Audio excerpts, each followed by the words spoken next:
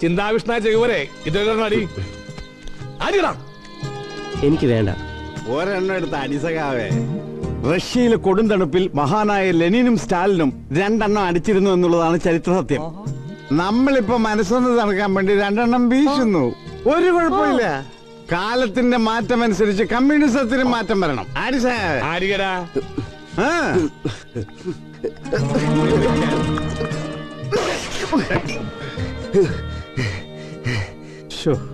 വിപ്ലവം കത്തി തുടങ്ങി.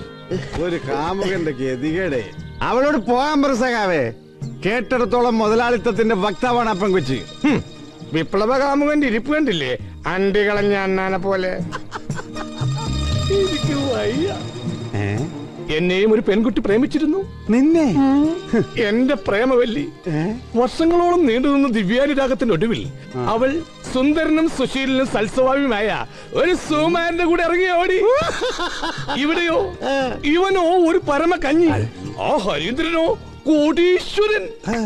ഇവനാ താടിയും മുടിയൊക്കെ നീട്ടി വളർത്തിയ ഒരു കാടൻ. അവനാ എന്നെ പോലൊരു സുന്ദരൻ. എന്നിട്ടും എന്നെ അടിച്ചോണ്ട് പോ എന്ന് പറഞ്ഞ് ആ പെൺകുട്ടി ഇവനെ നിത്യവും വിളിച്ചിരുന്നു. അപ്പൊ ഇവൻ കമ്മ്യൂണിസ്റ്റുകാരുടെ ഈഗോ വർക്ക് ചെയ്ത് അവളാം പിള്ളേരും കൂടെ പോയി. മഹാനായ വിപ്ലവകാരി. എന്നിട്ട് ഇപ്പൊ മേപ്പോട്ട് നോക്കി മോങ്ങുന്നു. മോങ്ങാനോ? ഞാനോ? എന്റെ പട്ടി മോങ്ങും. അവളെത്ര നീചയായ ഒരു സ്ത്രീയാണെന്ന് ആലോചിക്കായിരുന്നു ഞാൻ. കോടല വായക്കൊള്ള വർത്താൻ പാടാ. എടാ, കമ്മ്യൂണിസത്തിന്റെ ഒരു സിദ്ധാന്തങ്ങളിലും പ്രത്യയശാസ്ത്രങ്ങളിലും പ്രേമിച്ച പെണ്ണിനെ സ്വന്തമാക്കേണ്ടെന്ന് പറഞ്ഞിട്ടില്ല. അതുപോലെ 10 കാശ് കിട്ടിയാൽ കൈക്കുവന്ന് ജനങ്ങളെ സേവിക്കുന്ന ഏതെങ്കിലും കമ്മ്യൂണിസ്റ്റുകാരൻ ഇപ്പൊ പറയോ? അത് ശരി ആശാൻ പറഞ്ഞത്. ആരോട് വേണേ കാശ് ചോദിക്കാം, ഏത് കൊള്ളക്കാരോട് വേണേ മേടിക്കാം, പക്ഷെ സ്നേഹത്തോടു കൂടി ആയിരിക്കണമെന്ന് മാത്രം. എടാ, നിന്നെ പോലെ നിന്റെ അയൽക്കാരനെ സ്നേഹിക്കണമെന്ന് യേശുദാസ് പറഞ്ഞിട്ടില്ലേ? ഏത് സിനിമ പാട്ടില്? എന്റെ പത്രം വായിച്ചിട്ട് എനിക്ക് സമ്മാനം തരാൻ വരുന്ന ആരെങ്കിലും ആണെങ്കിൽ ഞാൻ ഇവിടെ ഇല്ല, പത്രസമ്മേളനത്തിൽ പോയെന്ന് പറഞ്ഞു. അങ്ങനെ വാഴയില മാത്രം ഓടി രക്ഷപ്പെടണ്ട. അടി കിട്ടുകയാണെങ്കിൽ എന്നത്തെ പോലെ നമുക്ക് ഒരുമിച്ച് വാങ്ങിക്കാം.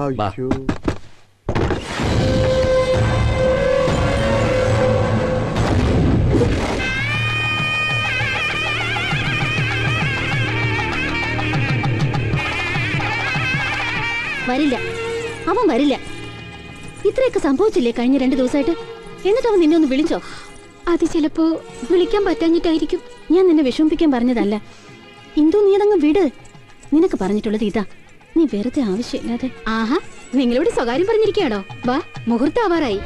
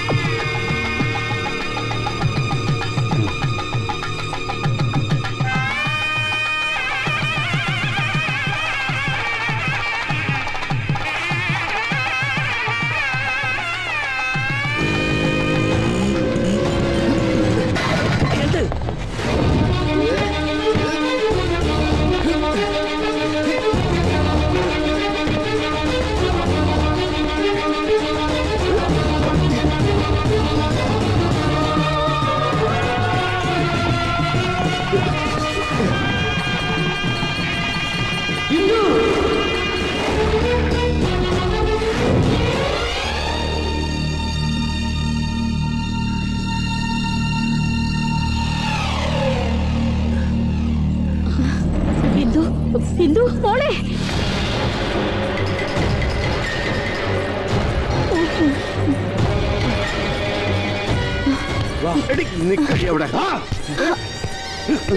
തൊട്ട് പോരുത്. നീ പോകൂടി ഇവന്റെ കൂടെ. പോകും, എനിക്ക് ജീവൻ ഉണ്ടെങ്കിൽ പോകും. മോളെ,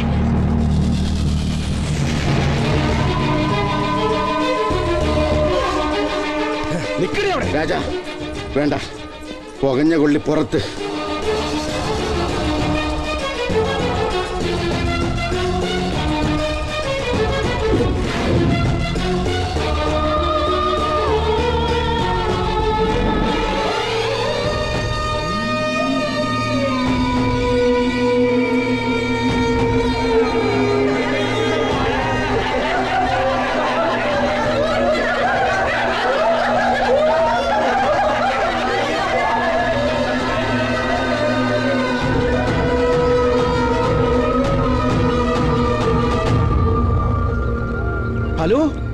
ഗോപാലകൃഷ്ണൻ സാറല്ലേ?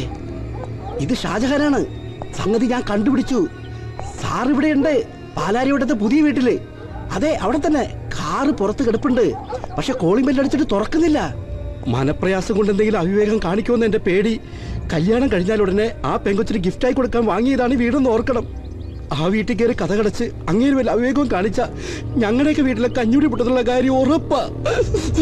ഇല്ല സാർ, ഞാനിനി കരയുന്നില്ല. അല്ലെങ്കിൽ തന്നെ കരഞ്ഞിട്ടെന്താ കാര്യം? പോവാനുള്ളത് പോയില്ലേ. സാറ് പെട്ടെന്ന് ഇങ്ങ് വാ. സാർ എവിടെ? ആ സുന്ദരി പെണ്ണിനെയും കെട്ടി കൊട്ടാരം കണക്കുള്ള ഈ വീട്ടിൽ ഹണിമൂൺ ആഘോഷിക്കാൻ കൊതിച്ച കക്ഷിയല്ലേ? ചെയ്തു പോകും. ആരായാലും തനിയെ ആത്മഹത്യ ചെയ്തു പോകും.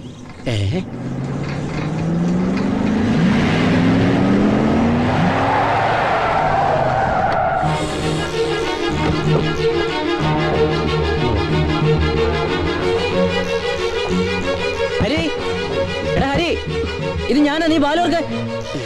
മോനെ ഹരി, വാതിൽ തുറക്ക് മോനെ. ഹരി,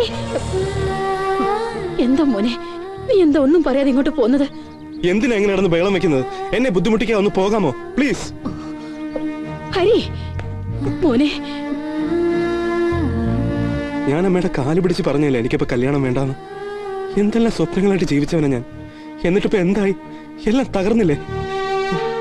ഞാൻ ഇനി ആളുകളുടെ മുഖത്ത് എങ്ങനെ നോക്കും? ആത്മഹത്യ ചെയ്താലോന്ന് വരെ പലവട്ടം ഞാൻ ആലോചിച്ചതാ. പക്ഷെ എനിക്ക് പറ്റുന്നില്ല. എന്റെ മോനിങ്ങനെ വിഷമിക്കാതെ. ആ നാശം പിടിച്ച പെണ്ണ് നമ്മുടെ വീട്ടിലേക്ക് വരാതിരുന്നത് ഒരു ഭാഗ്യമെന്ന് കരുതിയാ മതി. നല്ല സുന്ദരി പെൺപിള്ളേരെ എന്റെ മോന് വേറെ കിട്ടും. വേണ്ടമ്മേ, എനിക്കിനി ആരെയും വേണ്ട. ദയവ് ചെയ്ത് എന്നെ ഇങ്ങനെ വേദനിപ്പിക്കാതെ ഒന്ന് പോകാമോ?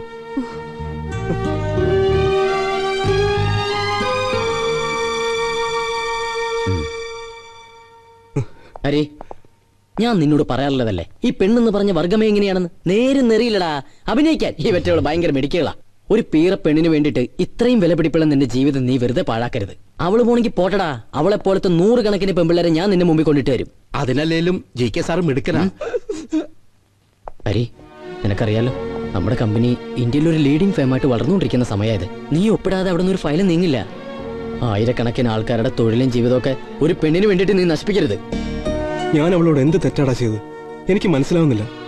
ഇത്രയും വൈരാഗ്യത്തോടു കൂടി എന്റെ ജീവിതവും മാനവും ഒക്കെ നശിപ്പിക്കാൻ ഞാൻ എന്ത് ദ്രോഹം അവളോട് ചെയ്തത്? ഈ 30 വയസ്സിനിടയിൽ ഒരാളെപ്പോലും അറിഞ്ഞോ അറിയാതെ ഞാൻ വേദനിപ്പിച്ചിട്ടില്ല എന്ന് നിനക്കറിയില്ലടാ. ഇത് തന്നെയാ നിന്റെ കുഴപ്പം. എടാ, ഇടയ്ക്കൊക്കെ ചിലരെയൊക്കെ ദ്രോഹിക്കണം. അവളുടെ അപ്പം കൃഷ്ണൻ നായര് ആള് ഫ്രോഡാണെന്ന് ഞാൻ അന്നേ പറഞ്ഞതല്ലേ. പിന്നെ എങ്ങനെ അയാളുടെ മോള് ഫ്രോഡാകാതിരിക്കും? കോടിക്കണക്കിന് രൂപയുടെ മണി സൗദവും വാങ്ങി അവക്ക് വേണ്ടി കാത്തിരുന്ന നീയാണ് മണ്ടൻ. അതെ, ഇത് ബാക്കിയുള്ളവനും എല്ലാം മേടിച്ചു തന്നിരുന്നെങ്കിൽ അതിന്റെ നന്ദിയെങ്കിലും ഉണ്ടായേനെ. നീ വാ, കുളിച്ച് റെഡിയായിട്ട് നമുക്ക് ഓഫീസിലേക്ക് പോവാം.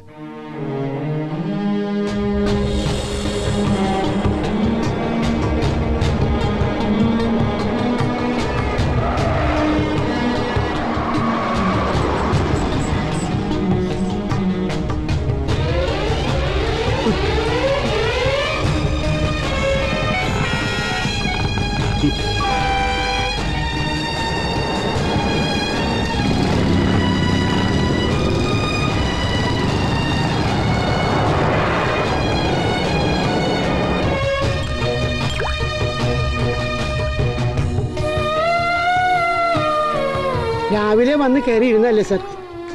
വാ പോകാം സാർ. ഒന്ന് പോടാ ഇവിടുന്ന്. സാറ് ചെല്ലുമെന്ന് കരുതി ഓഫീസിൽ എല്ലാവരും കാത്തിരിക്കാം. ഇനി എന്തോന്ന് ഓഫീസ്? തന്നോട് പോകാനല്ലേ പറഞ്ഞത്?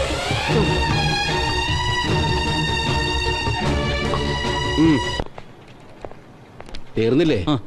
ഹരീന്ദ്രൻ സാർ ഇന്നും വന്നില്ലേ? ഇല്ല. ഇന്നലെ രാത്രി ഹോട്ടൽ ലീമഡിയല്ല ബാറിലെ അടിച്ചു പൂക്കുറ്റിയായിട്ട് ബഹളം ഉണ്ടാക്കുന്ന കേൾക്കുന്നു. എന്താ ഒരു ചർച്ച? അല്ല സാർ, കോടിക്കണക്കിന് രൂപയുടെ ടേൺ ഓവർ ഉണ്ടായിരുന്ന ഒരു IT കമ്പനിയാണ് നമ്മുടേത്. പക്ഷെ ഇപ്പൊ ശമ്പളം കൊടുക്കാൻ പോലും തികയുന്നില്ല. എല്ലാം ശരിയാവും. എങ്ങനെ ശരിയാവും സർ? എല്ലാവരും പിരിഞ്ഞു പൊക്കോണ്ടിരിക്കുക. ഹരീന്ദ്രൻ സാർ വന്നില്ലെങ്കിൽ നമ്മുടെ കമ്പനി പോട്ടു. ഹരീന്ദ്രൻ സാറിനെ പണി പഠിപ്പിച്ച ആളാണെന്നല്ല പറയണേ. പറ്റുമെങ്കിൽ നേരെയാക്കുന്നു. ആദ്യം നിന്നെ ഈ കമ്പനിയിൽ നിന്ന് പറഞ്ഞു വിടണം, എന്നാലേ ഗതി പിടിക്കും.